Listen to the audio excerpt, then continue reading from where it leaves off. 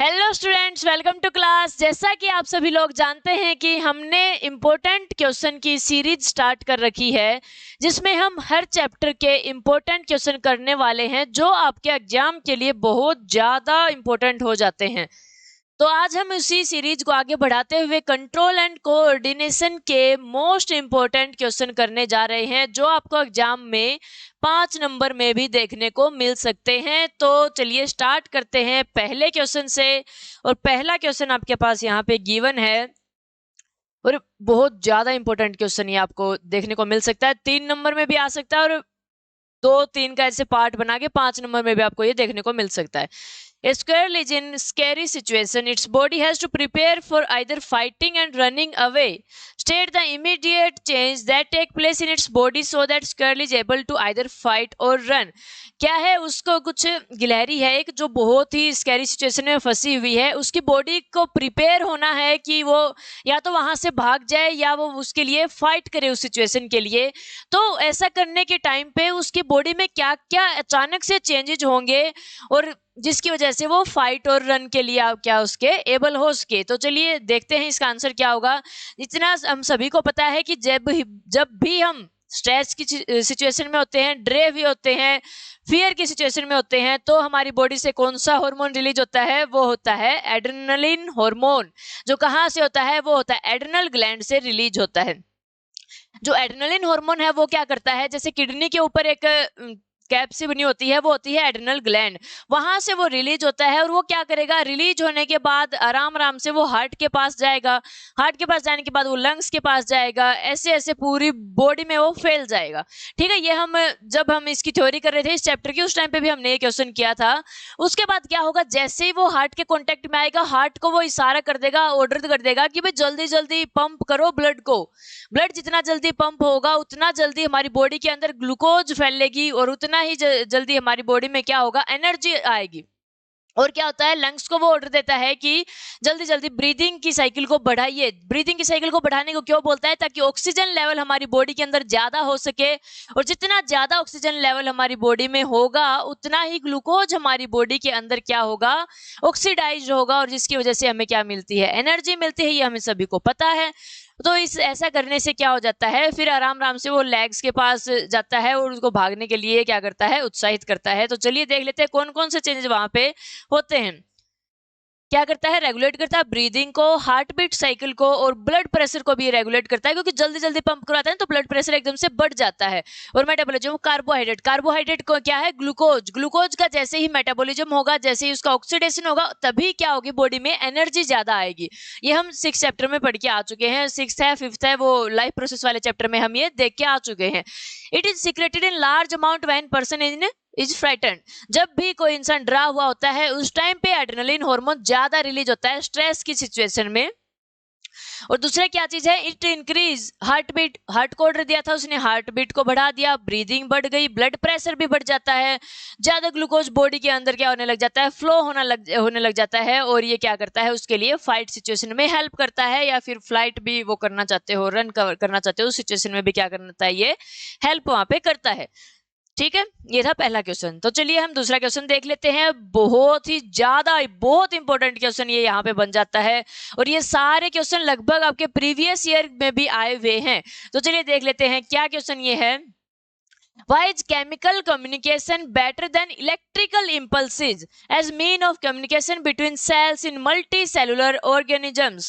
जैसा कि आप सभी को पता है, हमारी बॉडी के अंदर 2 टाइप के कोऑर्डिनेशन होते हैं। एक होता है इलेक्ट्रिकल नर्वस सिस्टम, जिसमें कंट्रोल करता है, और दूसरा होता है हार्मोनल सिस्टम। तो जो हार्मोनल सिस्टम होता है वो होता है केमिकल सिस्टम, और जो नर्वस आपका सिस्टम होता है, नर्व इंपल्सेस के थ्रू जो सिस्टम होता है, सिग्नल जाते हैं, वो होता है इलेक्ट्रिकल इंपल्सेस। ये बोला गया है कि जो केमिकल कम्युनिकेशन है वो बेटर देन क्यों है इलेक्ट्रिकल इंपल्सिस से। ये तो देखिए भाई, एक ये बात भी है कि जैसे हमारी बॉडी के अंदर नर्व इंपल्सिस क्या करते हैं, बहुत ज्यादा फटाक से क्विकली रिस्पॉन्स वो करवाते हैं, और क्या होता है, इलेक्ट्रिकल है, तेजी से जाएंगे। इतने फास्ट होते हुए भी ये कमजोर क्यों है केमिकल कम्युनिकेशन से, हमें ये देखना है। ठीक है, कुछ ना कुछ लिमिटेशन इसकी यहाँ पे है नर्वस सिस्टम की। क्या होता है, यहाँ पे दोनों को हमें कंपेयर करना होता है कि ऐसी क्या बढ़िया बात है केमिकल में, क्या घटिया बात है नर्वस सिस्टम में। देखिए क्या होता है, जैसे ही मान लिया एक इंपल्स जनरेट हो जाती है, उस इंपल्स को वो जल्दी से ब्रेन के पास पहुंचा देते हैं, फिर इफेक्टर मसल के पास वो आ जाती है। तो उस टाइम पे क्या होता है, जो नर्व से इंपल्स होती हैं, जो नर्व सेल होती हैं, उनको एक इंफॉर्मेशन पहुंचाने के बाद थोड़ा सा रेस्ट चाहिए होता है। लगातार कंटिन्यूअसली ये काम नहीं कर सकते, थोड़ा उनको क्या चाहिए होता है, रेस्ट चाहिए होता है। ठीक है, तब तक तो क्या पता भाई, कुछ मान लिया हमने किसी गर्म चीज को हाथ लगा रखा है, तब तक तो हम जल जाएंगे, वो रेस्ट करते रह जाएंगे। ठीक है, तो देखिए दूसरा क्या हो सकता है, यहाँ पे जो केमिकल सिग्नल होते हैं वो क्या होता है, ब्लड के अंदर रिलीज होते हैं। एंडोक्राइन जो ग्लैंड होगी वो ब्लड के अंदर रिलीज करेंगी केमिकल्स को, और जो नर्व इंपल्सिस होते हैं वो कहाँ से जाती है, वो नर्व सेल से होते हुए जाती हैं। तो इलेक्ट्रिकल सिग्नल के लिए नर्व इंपल्सिस का होना बहुत ज्यादा जरूरी है। जहां पे नर्व इंपल्सिस नहीं होंगी वहां पे नर्वस कंट्रोल वहां पे नहीं हो सकता। लेकिन ब्लड तो हमारी बॉडी के हर पार्ट में, हर छोटी से छोटी सेल में प्रेजेंट है। इसी वजह से जो केमिकल कोऑर्डिनेशन होता है वो पूरी बॉडी में, हर बॉडी के हर सेल तक वो जाता है। इसीलिए क्या है, ये इसकी रीच ज्यादा बड़ी है। तीसरी चीज यहाँ पे क्या बोल सकते हो, जो नर्वस सिस्टम होता है वो क्या होता है, होता तो है फास्ट, ये तो हमें पता है, लेकिन वो मतलब कुछ टाइम के लिए होता है। बस एक बार उसने रिलीज किया, वो काम हो गया, फिर खत्म हो जाएंगे वो नर्व इंपल्सेस। लेकिन जो केमिकल सिग्नल है वो क्या होता है, वो लॉन्ग लास्टिंग होते हैं, वो हमारी बॉडी में काम खत्म होने के बाद थोड़े टाइम तक फिर भी वहां पे रहते हैं, लॉन्ग लास्टिंग है। ठीक है, इसी वजह से ये ज्यादा उससे बेटर हो जाते हैं। देखिए लीजिए यहाँ पे क्या क्या लिखा हुआ है, nerve impulses reach only those cell which are connected by nervous tissue, लेकिन वो ब्लड में भी जा सकता है, ब्लड में जाता है, इसी वजह से पूरी सेल में जा सकता है। Cell connected by nervous tissue after generation and transmission of impulses takes some time to rest before the generation and transmission of new impulses. New impulses को generate करने के लिए उसको थोड़ा रेस्ट वहां पे चाहिए होता है। In simple word, cell cannot continuously generate and transmit nerve impulses. Continuously वो काम नहीं कर सकते। This is the reason why most multicellular organisms use another form of control and coordination named as chemical communication. Advantage of chemical coordination is that information spread out throughout the body by blood. ये यहाँ पे 3 number का बहुत important question बन जाता है, इस question को छोड़ना नहीं है। चलिए आगे हम देख लेते हैं, आगे क्या दिया हुआ है। ये प्लांट वाले उसमें से है, कंट्रोल एंड कोऑर्डिनेशन का एक हिस्से में प्लांट के बारे में कोऑर्डिनेशन बता रखा है, एक में बता रखा है एनिमल्स के बारे में। तो जो प्लांट में कंट्रोल एंड कोऑर्डिनेशन है वहां से ये टॉपिक उठाया गया है। क्या पूछा गया है, ट्रोपिज्म का आपको पता है कि प्लांट में 2 तरीके की ग्रोथ होती है, मतलब 2 तरीके के क्या होते हैं, कोऑर्डिनेशन होते हैं। एक होता है ग्रोथ डिपेंडेंट, एक होता है ग्रोथ इंडिपेंडेंट। तो इंडिपेंडेंट में क्या होता है, वहां पे ग्रोथ किसी भी टाइप की नहीं होती है, लेकिन जो डिपेंडेंट है उसमें ग्रोथ भी होती है। तो फोटोट्रोपिज्म क्या होगा, जो ग्रोथ इंडिपेंडेंट होता है वो किसी ना किसी स्टिमुलस को देख के कोई ना कोई काम करते हैं। स्टिमुलस को देख के उसी साइड, जैसे सनलाइट को देख लिया, सनलाइट को देख के उस स्टिमुलस है सनलाइट उसके लिए, तो उसकी तरफ झुक जाएगा। जो उसकी तरफ, जैसे ग्रेविटी होता है, ग्रेविटी की तरफ कोई चीज झुक रही है तो वो क्या हो जाएगी, जियोट्रोपिज्म वहां पे हो जाता है। क्या पूछा गया है, फोटोट्रोपिज्म एंड जियोट्रोपिज्म के बारे में पूछा गया है। With the label diagram describe an activity to show that light and gravity change the direction that plant part grow in. इसने ये बोला कि कोई प्लांट हमने उगा रखा है, उसमें फोटोट्रोपिज्म हमें दिखाना है कि लाइट को लेके कैसे सेंसिटिव होते हैं प्लांट, और ग्रेविटी को लेके कैसे सेंसिटिव होते हैं, दोनों हमें बना के दिखाने हैं, ड्रॉ करके दिखाने हैं। तो सबसे पहले हम फोटोट्रोपिज्म देख लेते हैं। Growth of plant part in response to light stimulus. Photo का मतलब लाइट होता है, तो लाइट को स्टिमुलस के रूप में मान के उसकी तरफ ग्रो करना, ठीक है, वो होता है फोटोट्रोपिज्म। और जो जियोट्रोपिज्म होता है वो क्या होता है, जो ग्रेविटी होती है, ग्रेविटी को स्टिमुलस मान के, फोर्स ऑफ ग्रेविटी होती है उसको स्टिमुलस मान के उसकी तरफ या उससे अवे क्या हो जाना, ग्रो हो जाना। अगर उसकी तरफ ग्रो हो रहा है तो पॉजिटिव जियोट्रोपिज्म, अगर दूर ग्रो हो रहा है तो नेगेटिव जियोट्रोपिज्म यहाँ पे हो जाएगा। एक हम एग्जांपल ले लेते हैं, ये हमने प्लांट इसमें उगा रखा है और यहाँ पे देख रहे होगे आप, जो रूट्स हैं वो नीचे की तरफ झुकी हुई हैं, लेकिन जो आपका स्टेम वाला हिस्सा है, जो सूट का हिस्सा है, वो ऊपर की तरफ गया हुआ है। तो इसमें हम कह सकते हैं कि जो रूट्स हैं वो जियोट्रोपिज्म शो कर रही हैं, और जो ऊपर का हिस्सा है, जो सूट है, वो यहाँ पे क्या कर रहा है, फोटोट्रोपिज्म शो कर रहा है। देखिए आगे क्या है, आगे जैसे हम देख के आ चुके हैं कि प्लांट हार्मोन होते हैं 4 टाइप के, एक होता है ऑक्सिन, गिब्रेलिन, और एक आपका एब्सिकस एसिड, साइटोकिनिन, और एक आपके सिलेबस में है नहीं, एक होता है इथाइलिन गैस। ठीक है। तो यहाँ पे इन दोनों के एक एक फंक्शन पूछे गए हैं, ये हमें पूरे डिटेल में चैप्टर में हम करके आ चुके हैं। ऑक्सीजन क्या करता है, जो टिप होती है सूट की, जैसे हम देखते हैं फोटोट्रोपिज्म में एक तरफ झुका होता है प्लांट, क्यों होता है, वो ऑक्सीजन की वजह से ही होता है। तो जो टिप होती है सूट जो होता है वो किसकी वजह से होता है, वो ऑक्सीजन की वजह से ग्रो करता है, ऑक्सीजन की वजह से उसकी लेंथ बढ़ती है, ये उसका फंक्शन हो जाएगा। एब्सिकस एसिड का काम क्या होता है, एब्सिकस एसिड मतलब रोकना, कि क्या करता है, ग्रोथ को रोकता है, ऑक्सीजन ग्रोथ को बढ़ाता है। और जो आपका एब्सिकस एसिड होता है ये ग्रोथ इनहिबिटर होता है, ग्रोथ को ये रोक देता है, स्टॉप कर देता है। दूसरी चीज ये क्या काम करता है, जो लीव्स होती हैं उनको बूढ़ा जल्दी कर देता है, और लीव्स की जो पत्तियां, हमारी पतझड़ में पत्तियां गिरती है वैसे भी पत्तियां गिरती रहती हैं, वो किसकी वजह से होती है, वो एब्सिकस एसिड की वजह से होती है। मान लिया ये आपका प्लांट है, ऐसा प्लांट बना देते हैं नकली सा, इतनी अच्छी ड्राइंग तो नहीं है मेरी, बहुत घटिया है, ठीक है। मान लिया ये लीव है, तो सारा क्या होगा, अगर मान लिया कोई लीव है वो बेकार हो गई, या इस लीव में मतलब इतनी अब इसकी जरूरत है नहीं, तो क्या होगा, यहाँ पे एक बैरियर सा बना देगा, ये एब्सिकस एसिड है, ये बैरियर यहाँ पे क्रिएट कर देता है। क्या करेगा, जो भी यहाँ पे न्यूट्रिएंट्स आ रहे हैं, वाटर आ रहा है, उसको यहाँ पे जाने नहीं देगा इस लीव तक।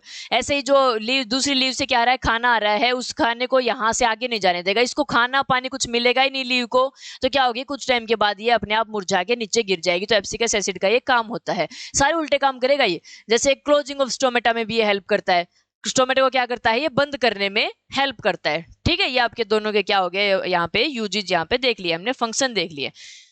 चलिए आगे हम देख लेते हैं, which hormone is released into blood when it's sugar level rises. जब हमारी बॉडी के अंदर शुगर का लेवल बढ़ जाता है तो कौन सा हार्मोन रिलीज होता है, name the hormone which produce the hormone and its effect on the blood sugar level.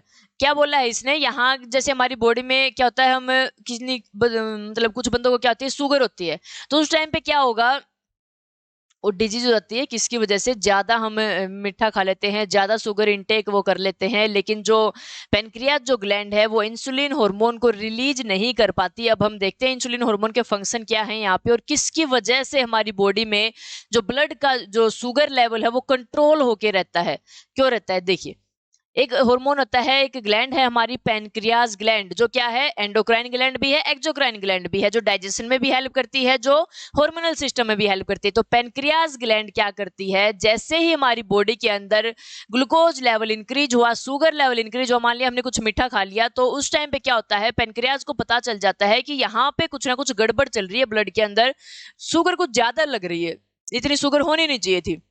तो क्या होगा, उसको पिट्यूटरी ग्लैंड पैनक्रियाज को ऑर्डर देती है कि भाई क्या कर रहे हो, आप काम करो अपना अच्छे से, ब्लड के अंदर शुगर लेवल इतना बढ़ गया है और आप कुछ कर नहीं रहे, बैठे बैठे देख रहे हो। तो उसने क्या किया कि इंसुलिन हार्मोन को वहां पे भेज दिया कि भाई आपका काम है ये शुगर को कंट्रोल करना, तो अब आप ब्लड के अंदर जाओगे और उस शुगर को कंट्रोल करके आओगे।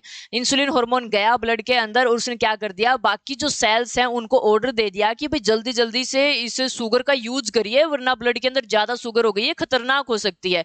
तो इन बाकी उसने सेल्स ने क्या करना स्टार्ट कर दिया, उन शुगर को अब्जॉर्ब करना स्टार्ट कर दिया, अपने अंदर लेना स्टार्ट कर दिया और उसको फिर यूज कर लेंगे। तो ऐसे करके इंसुलिन हार्मोन क्या करता है, ब्लड के शुगर लेवल को कंट्रोल करता है। और कुछ टाइम के बाद जैसे ही वो ब्लड कि जो शुगर लेवल है वो कंट्रोल में आ जाता है, फिर पैनक्रियाज ग्लैंड उसको क्या कर देती है, इंसुलिन हार्मोन को वापस ले लेती है, यानी कि आगे फर्दर उसको सिक्रेट करना बंद कर देती है। अगर मान लिया फिर भी वो सिक्रेट करते ही जाए करते ही जाए करते ही जाए, तो क्या होगा भाई, सारी जो सेल्स हैं वो पूरे ब्लड की शुगर को खा जाएंगी, निचोड़ के ब्लड में कोई भी शुगर नहीं बचेगी, फिर लो शुगर हमें हो जाती है, डेफिशिएंसी ऑफ शुगर। ठीक है, वो भी अच्छी बात नहीं है, क्योंकि शुगर से ही हमें क्या मिलती है, एनर्जी मिलती है, वो लेवल में होनी चाहिए। ठीक है, यहाँ पे क्या देखा हमने, इंसुलिन हार्मोन रिलीज होता है ब्लड के अंदर, विच जो शुगर लेवल को जब भी बढ़ जाता है उस टाइम पे पैनक्रियाज करता है, सीक्रेट करता है इस हार्मोन को। फंक्शन क्या होते हैं इसके, ब्लड के शुगर लेवल को कम करना। डेफिशिएंसी ऑफ इंसुलिन हार्मोन, अगर मान लिया इंसुलिन हार्मोन की कमी हो जाए तो क्या होगी, जो शुगर है ब्लड के अंदर वो बढ़ती जाएगी बढ़ती जाएगी बढ़ती जाएगी, एक टाइम पे हमें डायबिटीज हो जाएगी, जैसे बोलते हैं हम आम भाषा में शुगर बोलते हैं कि इसको शुगर है, क्योंकि उसके अंदर इंसुलिन हार्मोन की कमी है, इंसुलिन हार्मोन कम रिलीज हो रहा है, तो उसकी ब्लड में शुगर लेवल बढ़ता ही जा रहा है, कंट्रोल नहीं कर पा रहा है उसको। तो डायबिटीज क्या है कि लार्ज क्वांटिटी ऑफ शुगर है हमारी ब्लड के अंदर और इंसुलिन हार्मोन इसको कंट्रोल करके रखता है। अगर due to some reason pancreas release नहीं करती है या फिर सफिशिएंट अमाउंट नहीं देती है इंसुलिन की ब्लड के अंदर, तो शुगर लेवल इंक्रीज हो जाता है और हार्मफुल इफेक्ट आपकी बॉडी के ऊपर हो सकते हैं। ये 2 नंबर में इंपॉर्टेंट क्वेश्चन बनता है।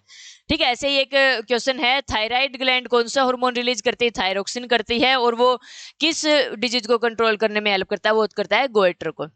ठीक है, चलिए लास्ट क्वेश्चन हम देख लेते हैं कि how do endocrine gland help in maintaining feedback control. Feedback mechanism एक चीज होती है जिसकी वजह से सारी जो एंडोक्राइन ग्लैंड है वो बंधी हुई है।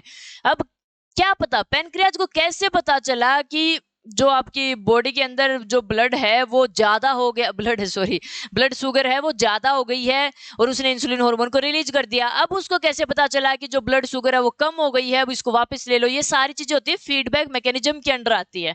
अगर ये टॉपिक आपको समझना हो तो इसकी वीडियो प्रॉपर चैनल पे आपको मिल जाएगी। ठीक है, होता क्या है, ये इंपॉर्टेंट क्वेश्चन ये बन जाता है, timing and amount of hormone, कि हमारी बॉडी को, एंडोक्राइन ग्लैंड को ये कैसे पता चलता है कि इस टाइम पे हमें हार्मोन रिलीज करना है। थोड़ा बहुत ऊपर नीचे हो जाए तो क्या होगा, और इतनी अमाउंट हमें रिलीज करनी है, ये जैसे ही रेगुलेट की जाती है वो किसके द्वारा की जाती है? फीडबैक मैकेनिज्म के द्वारा की जाती है। तो जो ये आपका सारा जो एंडोक्राइन सिस्टम है फीडबैक मैकेनिज्म पे ही डिपेंड है। 2 तरीके के फीडबैक मैकेनिज्म होते हैं, एक होता है नेगेटिव फीडबैक और एक होता है पॉजिटिव फीडबैक।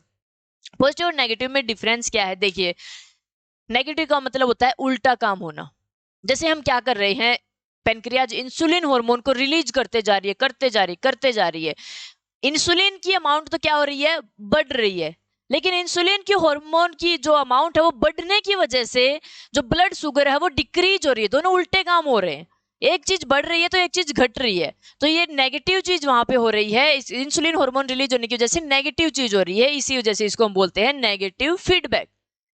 ठीक है, समझ में आया ये बात कि जैसे हार्मोन हम बढ़ा रहे हैं, ब्लड शुगर कम हो रहा है, उल्टी चीज हो गई है, दोनों रिवर्स हैं। तो रिवर्स होना मतलब क्या हो गया? नेगेटिव फीडबैक यहाँ पे हो जाता है। पॉजिटिव फीडबैक कब होता है? व्हेन बेबी बोर्न, जब बेबी बोर्न होने को होता है तो यूट्रस की जो वॉल होती हैं वो क्या होती है? कॉन्ट्रैक्ट होना स्टार्ट हो जाती हैं। कॉन्ट्रैक्ट होंगी, टाइटनिंग होना वहां पे स्टार्ट हो जाती है। तो वहां पे जो नर्व इंपल्सिस होती हैं वो दिमाग के पास जाती हैं और दिमाग में पिट्यूटरी ग्लैंड है वो क्या करती है?